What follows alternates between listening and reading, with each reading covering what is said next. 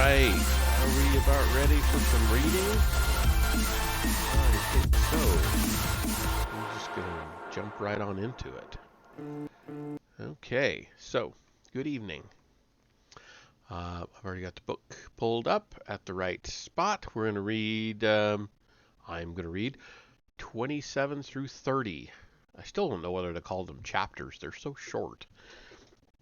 But that's what they indicate. Each one is named like a chapter, so I keep calling them chapters. Anyway, here we go. So we are on chapter 27, Paddock.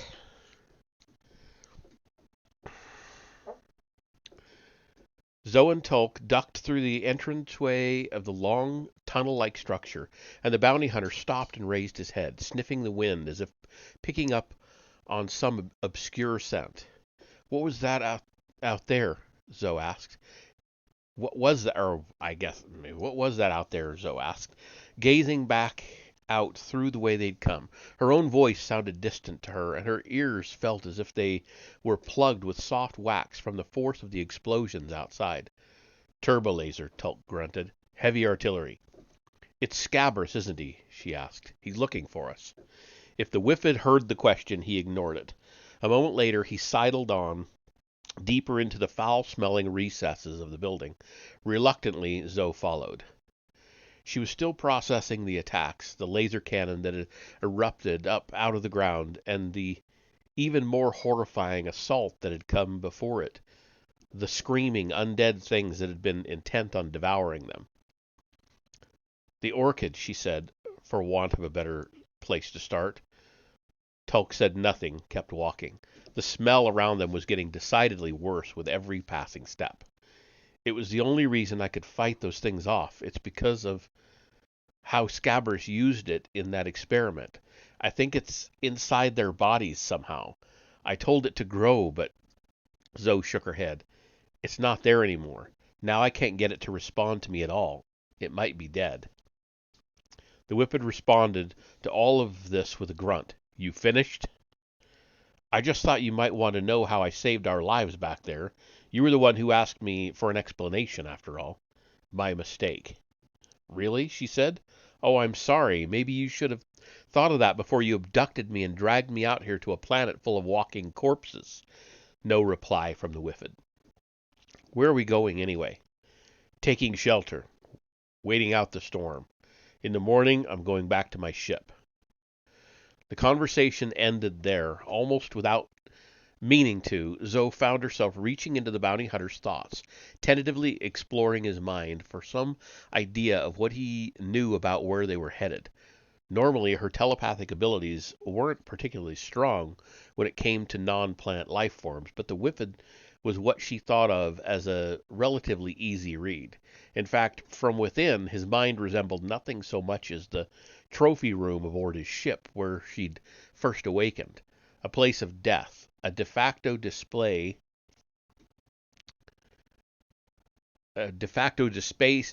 space for grotesque trophies and old kills.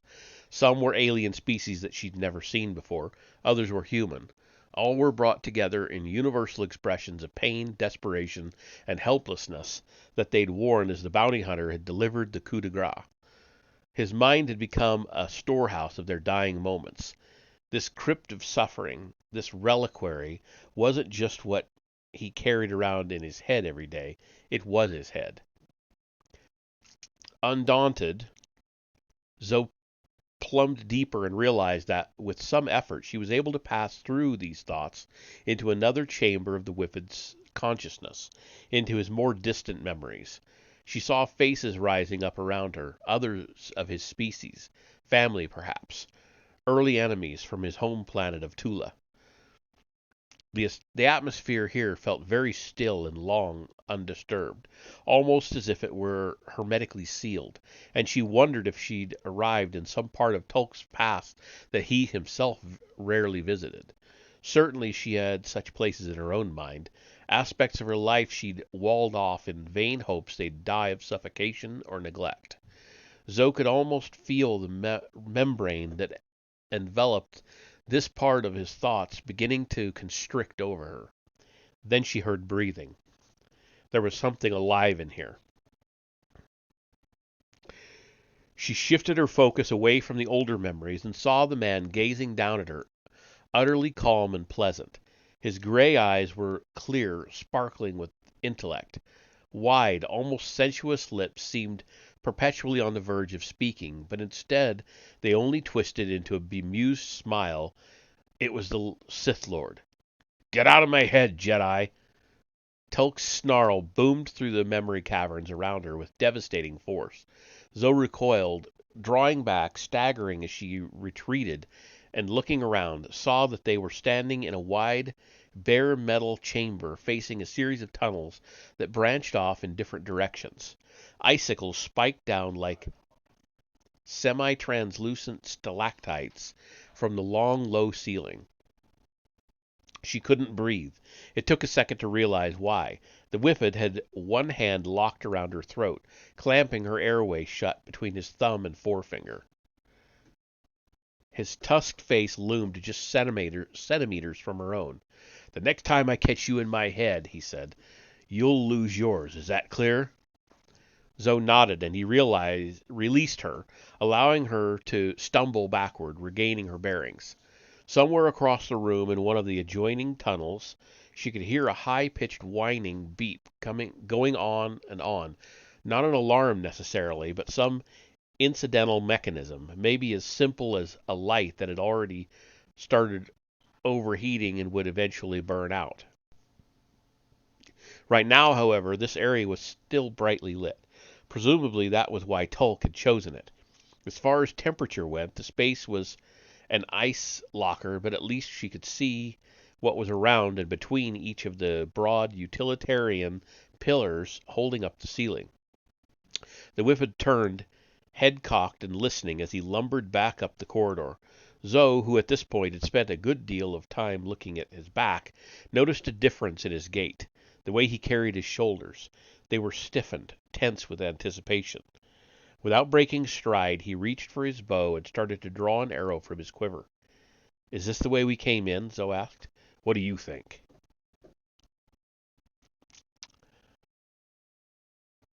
"I think you're not sure, and you're trying to cover for it." She paused and sniffed the air. "Oh, there we go. Now our ad has started, so I'm going to waste a minute here waiting for it to finish so that, because I know nobody can hear me. They can see me down in the corner. I can do this, but they can't hear what I'm saying. So um, I'm just going to wait, and we'll pick up where we left off. Should be in about 15 more seconds. So I don't know what to think of this story so far. I mean, I'm enjoying it, but it's not super exciting. It's kind of interesting to have uh, what am I trying to say? Like a zombie horror kind of story in the middle of Star Wars. I think it's great that this author decided to do that. Okay, so let's get back to it. Is this the way we came in? Zoe asked. What do you think? I think you're not sure and you're trying to cover for it. She paused and sniffed the air. The feral ammonia-foul odor was growing thicker around her. Are we staying down here all night? What's that smell? No answer from Tolk. At this point, had she really expected one? She went after him down the concourse in the general direction of the exit. The lights were trembling even more erratically here, spluttering on and off for a second or two at a time. The acrid stench had become eye-wateringly intense. Zoe covered her nose and mouth. It didn't help at all. This isn't the way we came in, she coughed. I would have remembered. Tolk stopped. Off to their right, she saw a row of stalls. Something inside one of the stalls was swinging itself around, chuffing out volumes of air. Listening, Zoe heard it let out a low, restless groan. There was a silence, then a sound of feet rustling, followed by a bronchial, squabbling honk. The Whiffid replaced the arrow that he'd taken out and took a step forward. The thing inside the stall let out another nasal, braying squawk and thrust its long head outward. Its muzzle drew back, and Zoe saw two pairs of nostrils, large and small, flaring to let out another blast of moist breath. It swung its shaggy head sideways, its curved horns nearly gouging Tulk's face before he drew back. Are they tauntauns? The Whip had said. It sounded like a bad word about somebody's mother.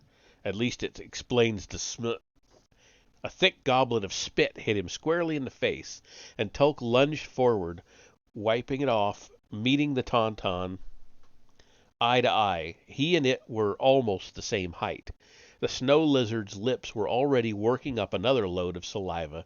Zoe thought the thing actually looked like it was smirking at him, when Tulk abruptly broke into a grin. It was the first time Zoe had seen him express anything other than impatience and indifference, and the effect was disconcerting. Good girl, Tulk brushed one hand over its snout, ruffling the fur beneath one of its horns.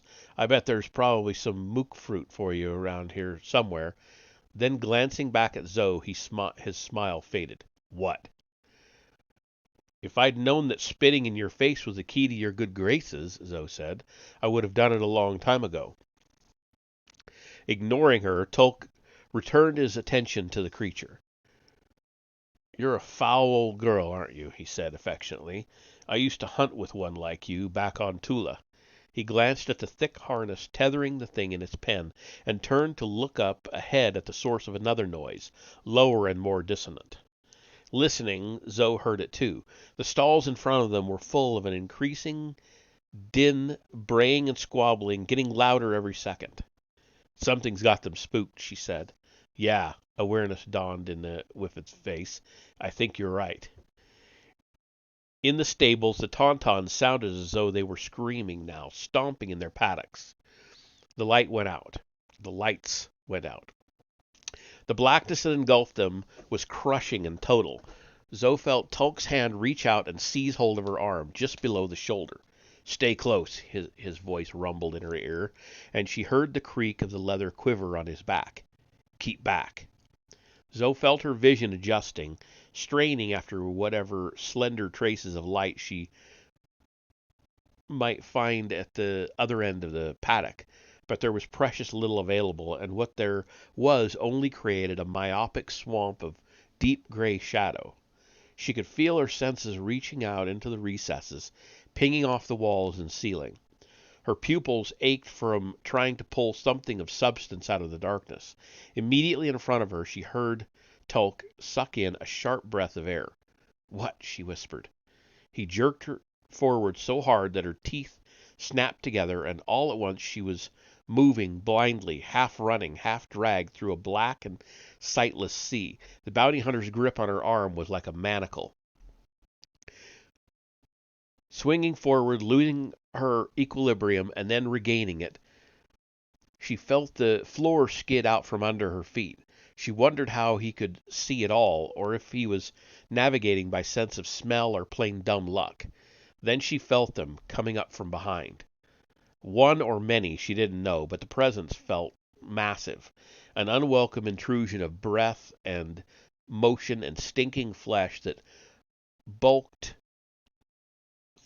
bulked through the dark corridor, filling it. She heard a scream, a sound like she'd never heard before. Eee! I can't do it. It's just a line of E's about half a line long. It rose a piercing shriek, pressurized and skating upward into the highest registers of audible sound, thousands of vibrations per second, until she expected it to burst apart, splintering into ragged strands and threads of individual voices.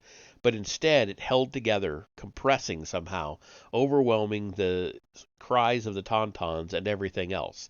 Eee! Zoe sensed a probing, almost prehensile quality to that note. It was the echo. It was the echo-locating noise of something, some things, investigating the blackness around them with a desperate, mindless voraciousness. As quickly as it had started, the scream broke off. The Tauntauns' cries had strangled away as well, leaving a void of utter silence in their wake. Zoe drew in a breath, summoning the force. What came next was a mental image no longer than a second or two, at the most like a flash grenade exploding in her head. In that moment she glimpsed the perimeter in front of them, the stalls and the space behind them. She had just enough of a view to sense what she had to do now. She swung one leg in front of the Tulk's ankle, planted her foot, and felt him trip over it.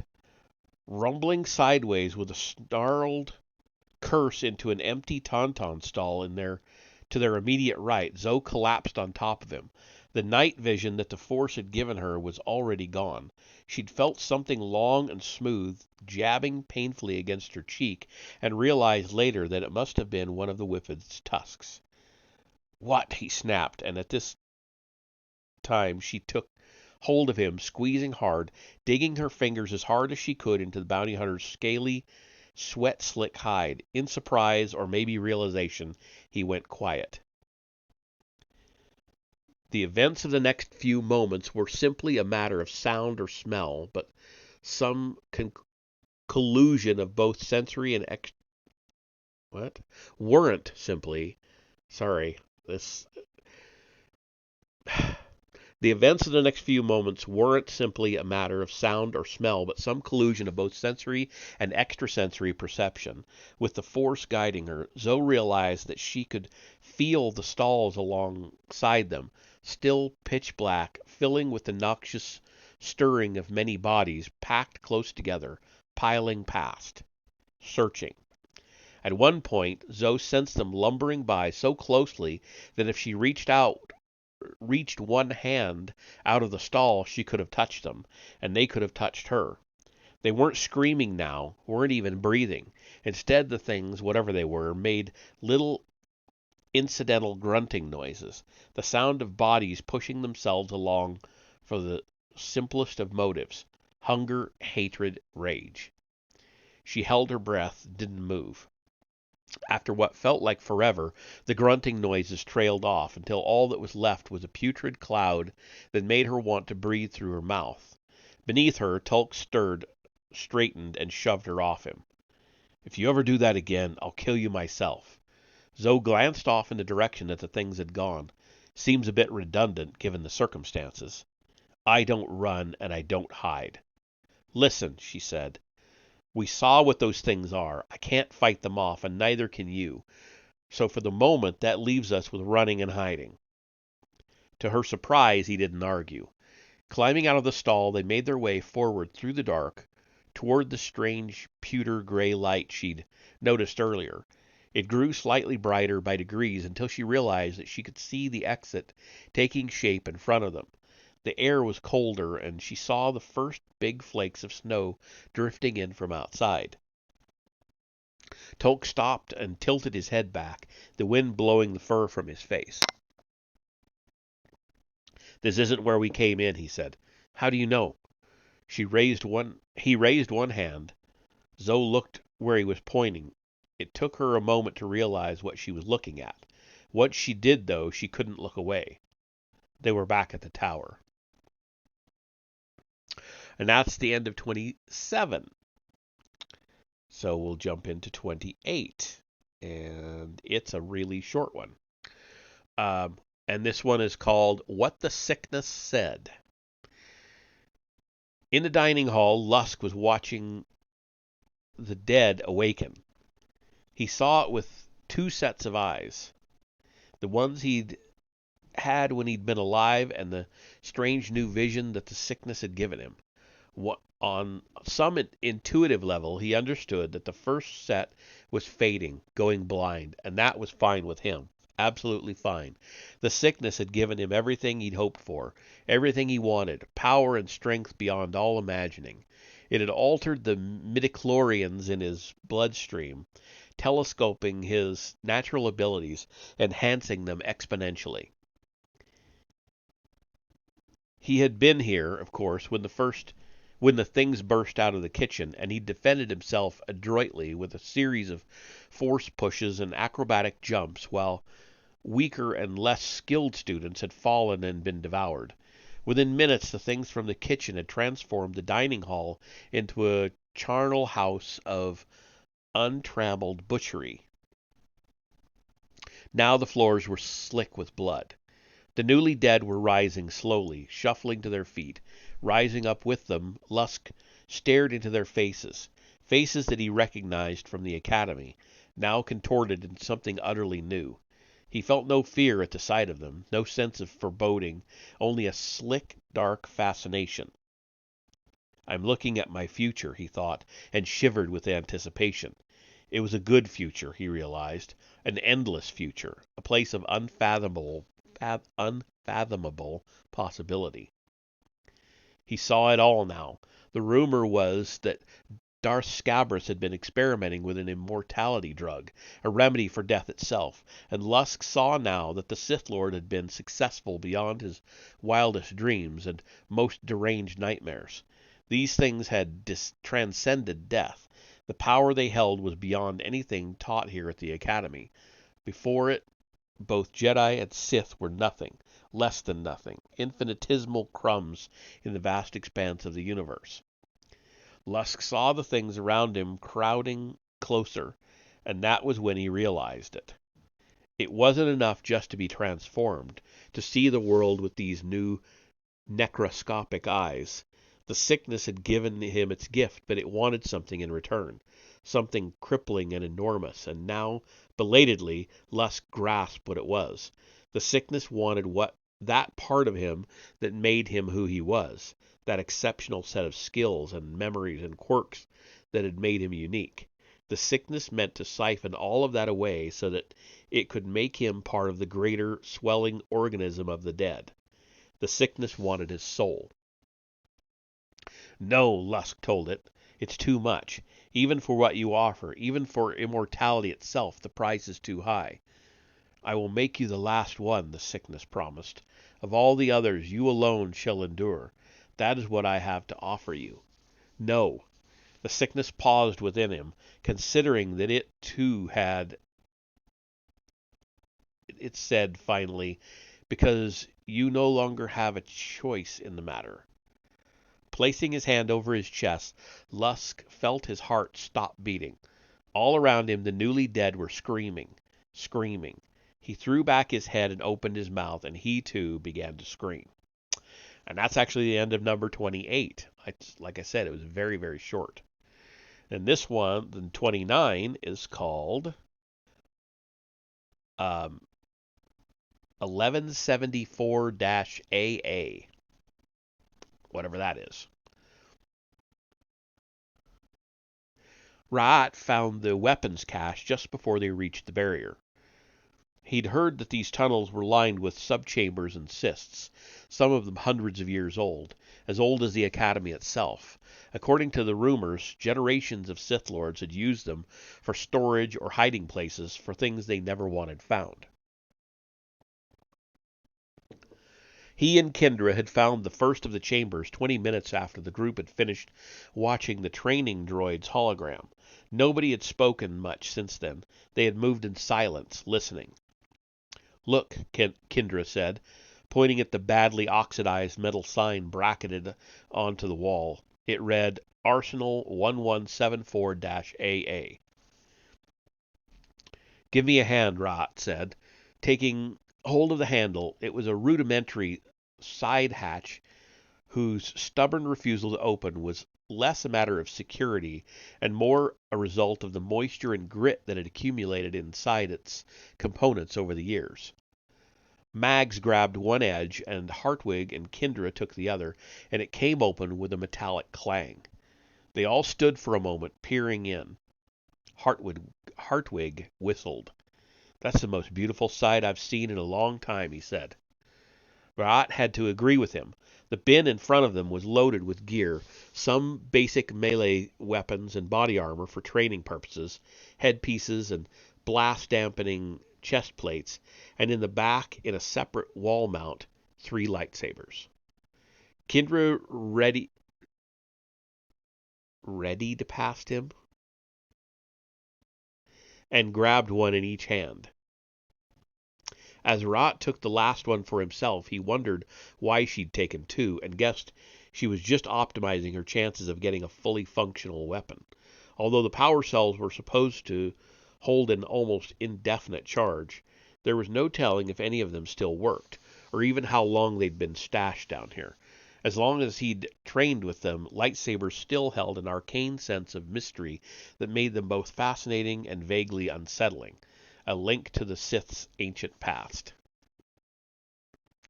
Ra'at thumbed the activation plate, and the scarlet blade sprang to life.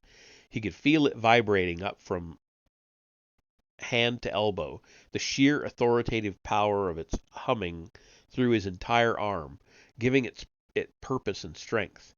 He brought the blade up in front of his face, admiring it, feeling the small, fine hairs stiffen on the backs of his arms. Next to him, Kindra had switched on both of hers as well.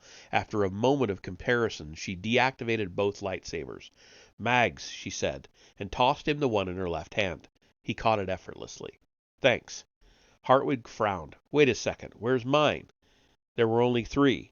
So what? I'm out of luck?" Kindra shrugged, and Rot realized that the other reason she'd grabbed 2 instead of 1, it had allowed her to decide who carried the third. She had given it to Mags, who, while not the most proficient duelist, was probably the least likely to snap under pressure and take one of their heads off, either by accident or in a fit of poor judgment. "Flay that noise," Hartwig said. "We should draw lots to see who gets that. Gets what?" Otherwise what?" Kindra asked. She was still holding her remaining lightsaber in front of her, regarding Hartwig coldly from behind its blade. "You'll leave?" "Good riddance. It's everyone for themselves anyway." Hartwig glared at Kindra with a glint of righteous indignation that Rot guessed was eventually going to get him killed. Kindra, however, had already seemed to have lost interest in him. She deactivated the lightsaber, clipped it onto her belt, and began eyeing the corridor ahead of them. "Come on, let's keep going. There might be another weapons dump up this way."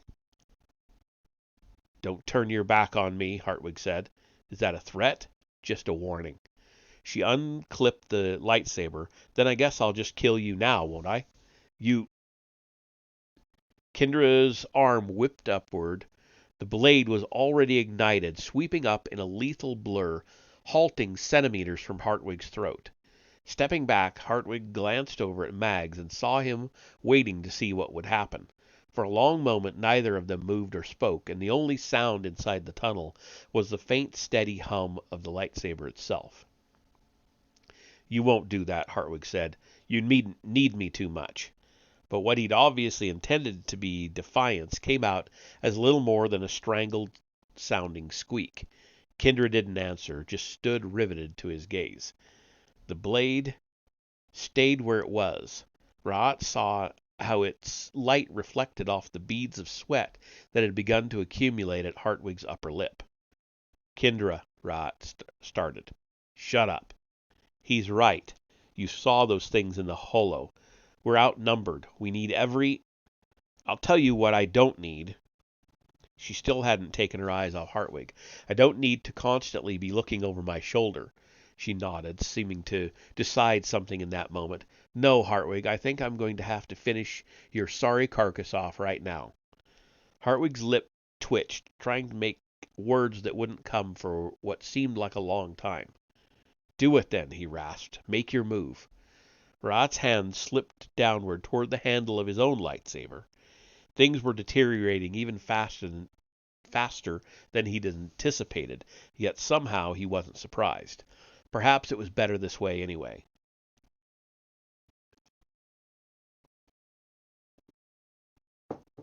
Don't really want to take sides. What? I think there's an error here in this text. Uh, I'll say do I, even though it's ton is the word that's actually written. I'll say do I really want to take sides now, he thought. And for the moment, at least, he willed his hand to stay where it was. Guys, Mag said from behind them, you're going to want to see this. He broke off in a sloppy cough that sounded too close and wet, as if he were struggling to keep himself from gagging. Mags whistled. Anybody else smell that? That was how they found the wall. And that's the end of 29. So one more for the night. 30 is titled Taste. And how long is it? It's not terribly long. Okay, so Taste. Scabrous entered the library through the northwest side, as was his habit.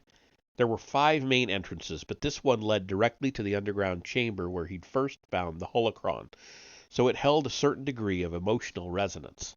Also, it was closest, and he had begun deliberately conserving energy. According to the hemodialysis counter on the shoulder pack, his whole blood reserves were down to 2 units now. He wasn't worried about running out, but he wanted to make sure that he was sufficiently able to enjoy everything that would come next. Stepping out of the storm, he walked beneath the high icicle-dripping stone archway and strode briskly down the corridor that led to the main stairwell. These walls were thick, but he could still hear the wind whooping and shrieking outside, and after a moment of standing absolutely still, he heard another sound, the low crack of shifting rock and stone. It sounded like something making its way through a pile of brittle old bones. Daelis, Scabrous said. Come out. At first there was no response. Then a long branch slithered from the crooked crack in the wall above him, sliding sinuously downward, and the Sith Lord looked up to see the face of the Nettie, its ancient, wrinkled eyes peering wearily at him. My lord, the librarian said, what brings you here?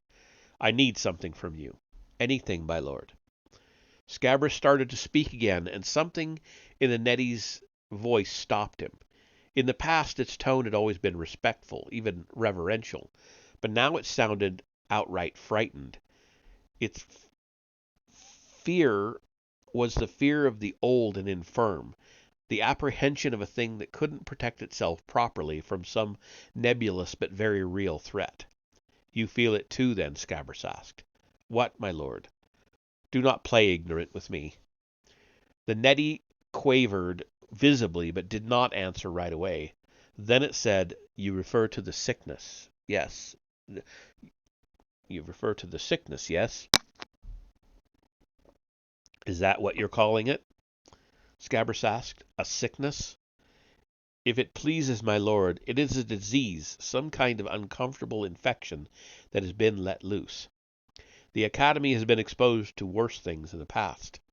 I speak not simply of the Academy.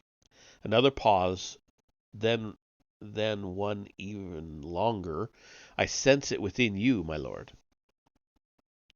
Scabrous stared up at the creature's face, looking deep into its moist and measuring eyes.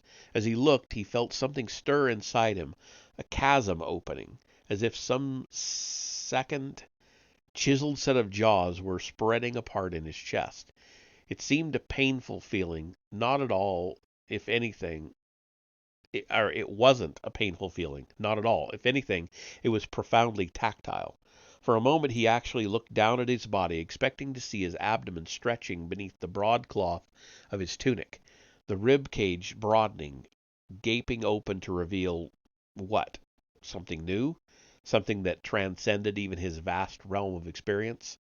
Scabrous drew a breath, trembling with anticipation, and allowed the feeling to recede.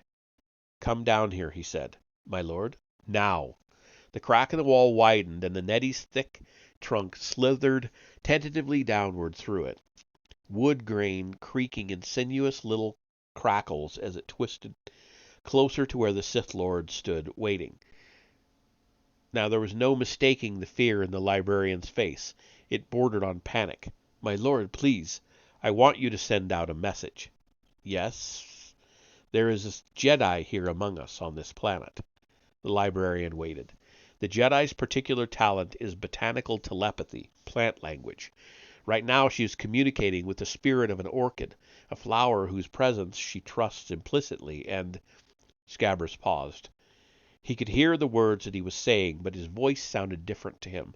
As he spoke, he became aware of that hollow, gaping feeling again, except this time it wasn't confined to his chest and abdomen. It was radiating through his entire body, systematically enveloping his arms and legs and head. "My lord," the Nettie prompted.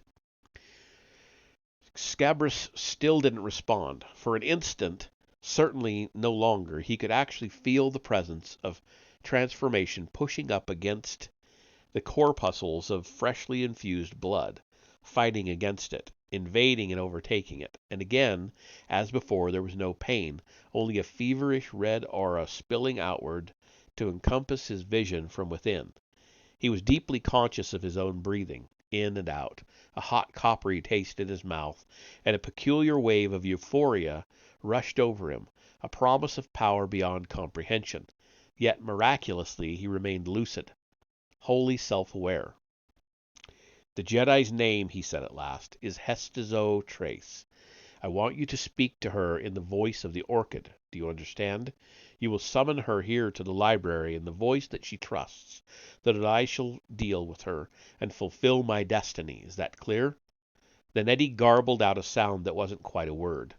"I asked if you—" the Scabrous began, and then he saw why the tree creature wasn't answering. A huge chunk of pulp, the Nettie's woody flesh, had been ripped out just below its mouth, leaving a hole the size of Scabrous's fist. Thick amber-colored sap dribbled from the wound, oozing down its rough bark, trickling over its branches. Scabrous licked his lips and smiled, still tasting the strange sticky blood of the tree creature on his tongue and the roof of his mouth. "I did that," he marveled. He attacked it with the slightest conscious intent. It had been that thing within, that mouth. On some intuitive level he understood that this explained the vast explosion of strength he'd felt. "My lord," the Nettie managed at last, its voice trembling, "please, you do understand that what I'm asking," Scabrous said, "or do you not?" "Yes, my lord." "Excellent. Then I await her arrival." He left the Nettie stretching from the ceiling, a pool of semi-translucent sap already spreading underneath it across the library floor. Okay, and that is the end of 30. So that is where we're going to leave off. We'll do 4 more next time.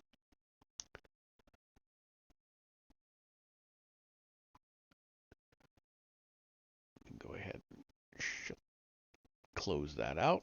All right, who is on? Mr. Blitzer playing Assassin's Creed Valhalla. Dead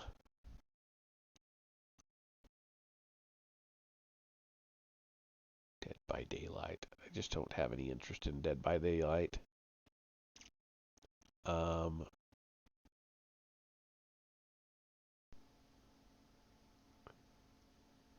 Wolf and Narwhal is playing Super Mario Brothers.